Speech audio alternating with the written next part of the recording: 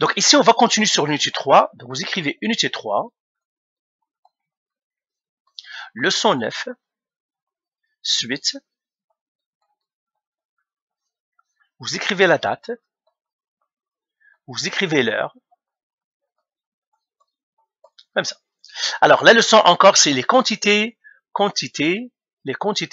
chimie, les quantités en chimie. Et ici, ça va être la mole. La mole. On va comprendre ce que ça veut dire une mole et à quoi ça sert. Donc, on va faire ici grand 2, on tient à grand 2 parce qu'on a fait grand 1, c'était les chiffres significatifs. Grand 2, la mole. Alors, c'est quoi la mole? On va expliquer un petit peu ici. Prenons un exemple.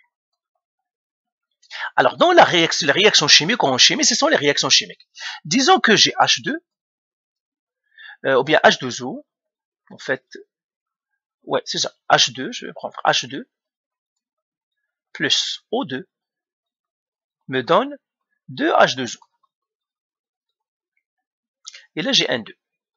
Ça, c'est une réaction chimique. Qu'est-ce que ça veut dire, cette réaction chimique? Elle est balancée.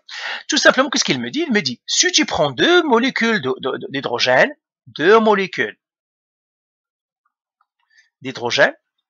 et puis tu les mélanges avec une molécule d'oxygène et une molécule d'oxygène, il me dit, tu vas recevoir, ça va te donner deux molécules d'eau. C'est ça ce que ça veut dire, cette réaction chimique. Mais dans la vraie réalité, on n'a pas une molécule d'oxygène. Si je veux faire cette expérience-là, où est-ce que je vais trouver une molécule d'hydrogène? Je ne peux pas attraper une molécule d'hydrogène. Une molécule d'hydrogène est tellement petit que personne n'a jamais encore vu des molécules aussi petites. Les atomes, on les a encore jamais vus. On dit qu'ils existent des atomes, mais jusqu'à présent, on les a jamais vus. La même chose que ça. Dans la réalité, qu'est-ce qu'on fait? On va prendre une petite quantité, un conteneur, qui contient de l'hydrogène, un conteneur, par exemple un conteneur de 1 litre. Je prends un autre conteneur qui contient de l'oxygène. Je les mélange dans un autre troisième contenant, le H2 et le O2 ici. Ils vont réagir et je vais voir, j'ai de l'eau. C'est ça ce qu'on fait. Dans la réalité, il n'y a pas une seule molécule, ça c'est très difficile de l'avoir, et d'ailleurs il n'y a aucun instrument qui pourrait isoler une seule molécule, c'est très très difficile, on ne peut pas faire ça. Par contre, ce qu'on ferait, on prend un grand nombre de molécules d'hydrogène, un grand nombre de molécules d'oxygène, on les mélange, et ça nous donne de l'eau, et on dit, voilà, c'est on mélange-le, etc. Mais comment on va mesurer, par exemple, j'ai un contenant comme celui-là, combien de molécules d'hydrogène il y a là-dedans? Comment on va le savoir? Dans 1 litre, par exemple, celui-là, comment on va savoir combien de molécules? Eh bien, pour mesurer ou bien compter le nombre de molécules, on ne peut pas les compter une à une. C'est comme pour les œufs. Les œufs, par exemple, quand on les achète pas un œuf à la fois, on les achète par douzaine, ou bien par 18, ou bien par 24. On les achète dans des paquets par 24. Eh bien, c'est la même chose en chimie. En chimie, qu'est-ce qu'on mesure? Parce que le nombre de particules est tellement grand, c'est qu'on va faire, on les mesure avec des paquets de moles. Donc, c'est ça on crée. Hein? Donc, une mole, elle est égale à, en fait, je vais l'écrire ici. Je sais que ça va être très grand, mais je vais quand même le faire. Une mole. Alors, je vais effacer ici. Donc, je mets ici l'eau qui me donne ici. Une mole. On mesure les particules, on les mesure par mole. Eh bien, c'est quoi? C'est 6, c'est pas 6, c'est 6,02. Donc, j'ai combien? Donc, 1, 2, 3, 4, 5, 6, 7, 8, 9, 10, 11, 12, 13, 14, 15, 16, 17, 18, 19, 20, 21, 22, 23. Donc, je mettrai ici 22, 23. C'est ça le nombre de une mole, c'est tout ça molécules. Donc, si j'ai une mole de H2, eh bien, combien de molécules j'en ai? J'en ai une tonne. Ça, je ne pourrais même pas le lire. Hein. Si je les groupe par 3 chiffres, 3 chiffres, 3 chiffres, 3 chiffres, 3 chiffres, 3 chiffres, 3 chiffres, c'est 60 zillions de Google, zillions, c'est beaucoup. Eh bien, c'est ça une mole. C'est comme pour une douzaine d'œufs, c'est 12 œufs. Une mole de particules de H2, c'est ce nombre-là. C'est un grand nombre. On l'appelle le nombre d'Avogadro. C'est ça, une mole. Alors là, on va l'écrire un petit peu plus condensé. Eh bien, une mole égale à 6,02 fois 10 à la 23 particules. Ok, c'est ça une mole, c'est ce qu'on a. Et c'est comme ça comment on les mesure. Alors, maintenant, on a défini une mole, c'est quoi? Alors maintenant, on va prendre quelques exemples. Donc, j'ai ici exemple. Alors, on va écrire notre proportion. Une mole, c'est combien? C'est 6,02 fois 10 à la 23 particules. Alors, particules, ça pourrait être atome, ça pourrait être molécule, ça pourrait être ion, une particule, ça pourrait être n'importe quel type de particule. C'est ça une mole. Et on va toujours utiliser cette proportion. Alors, Na, le nombre d'Avogadro, on l'appelle 0,2 fois 10 à la 23, on l'appelle nombre d'Avogadro. Nombre d'Avogadro, peut-être que vous aurez à utiliser ça. Et nous avons toujours la proportion une mole correspond à Na, le nombre d'Avogadro. Donc, c'est ça notre proportion. Donc, j'écris ici proportion. Voilà. Maintenant, exercice, ou bien exemple 1.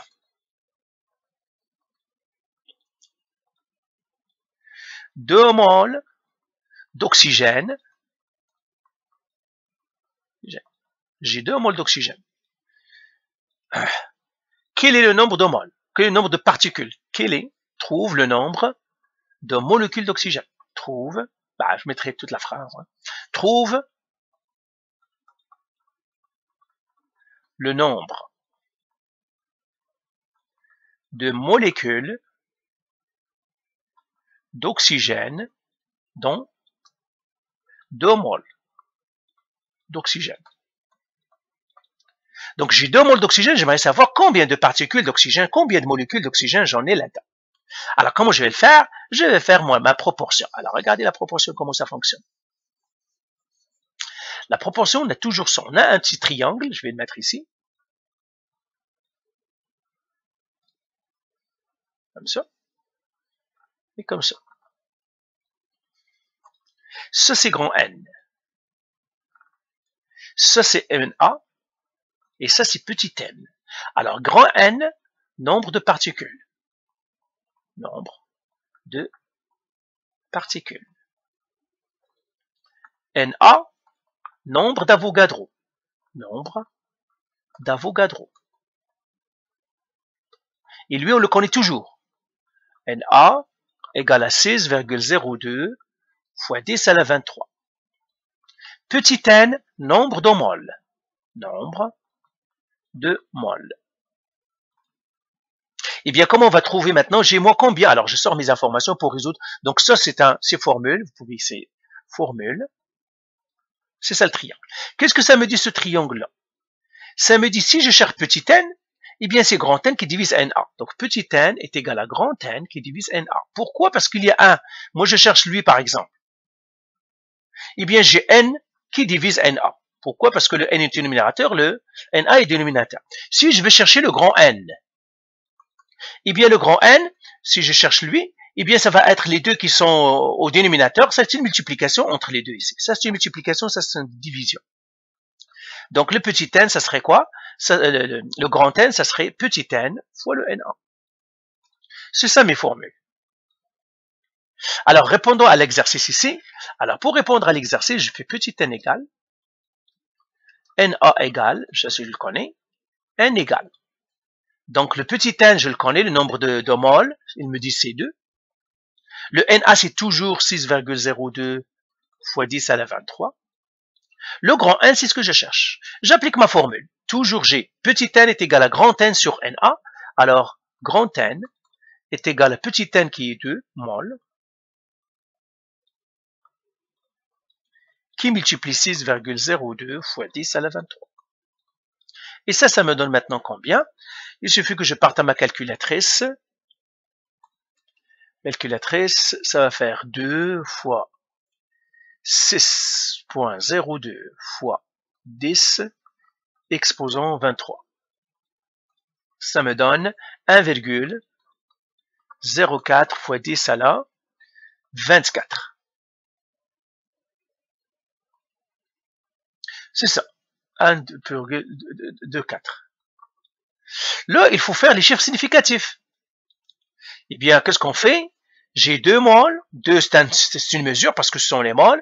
Lui, un seul chiffre significatif. Ici, il y en a 3, donc je dois garder un seul chiffre significatif. Donc, un seul chiffre significatif, donc je dois garder que le 1. J'arrondis au 1, le 2 n'est pas fort, donc ça me donnerait 1 fois 10 à la 24 particules, c'est-à-dire molécules d'oxygène. Molécules d'oxygène. Alors, prenons un autre exemple. Je vais effacer tout ce qui est ici. Je laisse les formules. Ici. Alors, un autre exemple. Trouve le nombre de moles de H2 si le nombre de particules, le nombre de molécules est 3,45 fois 10 à la 18. Nombre de molécules est 3,45 fois 10 à la 18 de molécules H2. De molécules H2. Eh bien, la même chose, je sors mes informations. Donc, ici, il me donne le nombre de molécules. Donc, je vais écrire grand N égale, petit n, c'est ça. Grand N, petit n, commence toujours, oui, grand N, grand NA égale, petit n égale. Là, qu'est-ce qu'il me donne? Il me donne le N, parce qu'il me donne le nombre de particules. Le nombre de particules, c'est le grand N. Donc, c'est 3,45 fois 10 à la 18. Le NA, ça je le sais toujours, c'est 6,02 fois 10 à la 23.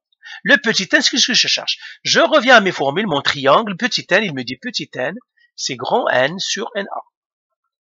Alors, petit n, elle est égale 3,45 fois 10 à la 18, parce que ça c'est le grand N, qui divise 6,02 fois 10 à la 23. Alors là, je m'arrête.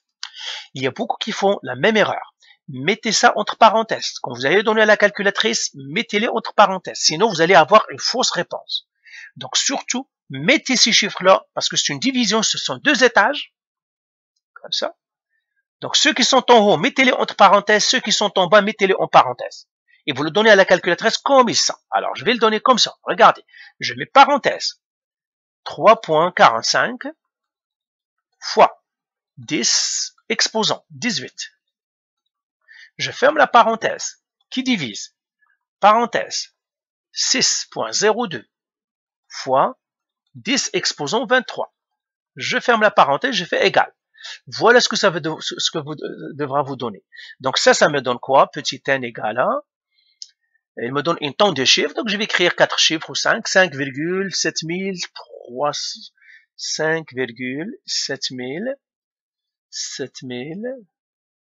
3089. 3089, et je crois qu'il y a un autre chiffre là-dedans. 30897. Comme ça. Je vais l'écrire. Bien sûr, on ne va pas garder tous ces chiffres-là, je les écris tout simplement pour vous expliquer. Maintenant, les chiffres significatifs. Parce que c'est une division, les chiffres significatifs. Combien de chiffres significatifs j'ai ici? J'en ai 3. Lui significatif, lui significatif et lui significatif. Donc 3. Combien de chiffres significatifs j'ai ici? J'en ai 3 aussi. Lui significatif, lui significatif, lui significatif. Donc j'en ai 3. Donc ici, je dois garder 3 chiffres significatifs. Alors je commence par lui. Lui, c'est un significatif. Lui et lui. Donc je m'arrête au 0. C'est ça mes 3 chiffres significatifs. Le 3 ici, il est faible, donc il ne va pas arrondir. Donc j'écris n est égal à 5,70 fois 10 à la moins 6 mol. Ici, je n'ai pas écrit le 10 à la moins 6. Hein. Ouais, 10 à la moins 6. Ça, c'est fois 10 à la moins 6. Donc, ma réponse, c'est n est égal à 5,70 fois 10 à la moins 6 mol. Alors, un dernier exemple dans tout ça. Je vais partir à une autre page peut-être. Ouais, je vais effacer tout ici. Ici tout. OK. Alors, notre exemple. trouver le nombre de particules Na dans 2,25 mol de sodium, de Na. Même chose, je vais écrire grand N égale, donc grand N égale, grand Na égale, petit n égale. Le grand N, ça je ne le sais pas. Le grand Na, c'est 6,02, c'est le nombre d'Avogadro, fois 10 à la 23 particules. Le petit n, il me dit c'est 2,25 mol. Et je veux que je trouve le grand N. Ben, encore une fois, je fais mon triangle. Ça, c'est le grand N. Ça, c'est le Na. Ça, c'est le petit n. Donc, le grand N, d'après le triangle ici, grand N est égal à petit n fois Na. Et là, je applique mes calculs. Donc, grand N est égal. Petit n, c'est quoi? C'est 2,25 mol. Qui multiplie le Na, 6,02. Je vais l'effacer ici. Je vais l'écrire ici. Grand N est égal à petit n fois Na. Donc, comment on utilise le triangle? C'est facile. Ici, c'est un fois. Lui, c'est ce que je cherche, donc je l'encadre et je fais ce fois-là. Si lui, c'est un divisé. Si c'est le petit n que je cherche, je fais n divisé par Na. C'est tout. Donc, 6,02 fois 10 à la 23 particules par mol. Donc, particules par mol. Eh bien, je fais mon grand N égal. Donc, je pars à la calculatrice. Encore une fois, je vais faire 2,25 fois 6,02 fois 10 exposant 23 égale. Ça me donnerait 1,3545, 1,3445 fois 10 à la 24. C'est bien ça? Ouais, 10 à la 24. Maintenant, je dois garder les chiffres significatifs. Combien de chiffres significatifs j'ai ici? Ici, j'en ai 3. 1, 2, 3. Ici, j'en ai 3. 1, 2, 3. Donc, je dois garder que 3. Alors, lui, c'est un chiffre significatif parce que c'est un 1, lui et lui. Donc, j'ai mes 3 chiffres significatifs. Donc, je dois m'arrêter au 4. Donc, je dois arrondir le 4. Le 4, je vois à côté de lui, c'est un chiffre faible. Donc, ça va rester grand N est égal à 1,34 fois 10 à la 24 particules ou bien molécules ou bien atomes atome de Na. Donc voilà, on vient de définir la mole. Alors encore une fois, pour résumer, la mole, c'est le nombre de particules que j'ai dans un contenant, dans une certaine substance. Ok? Comme pour les œufs, si j'ai un paquet d'œufs, eh bien j'en ai 2 œufs, 12 œufs. Pour les moles, ce qu'on utilise, c'est-à-dire dans la chimie, on a besoin du nombre de moles parce qu'une particule va rencontrer une autre, donc je dois compter combien de particules j'ai de chaque réactif pour voir combien ça va former de produits. Donc voilà pour la mole.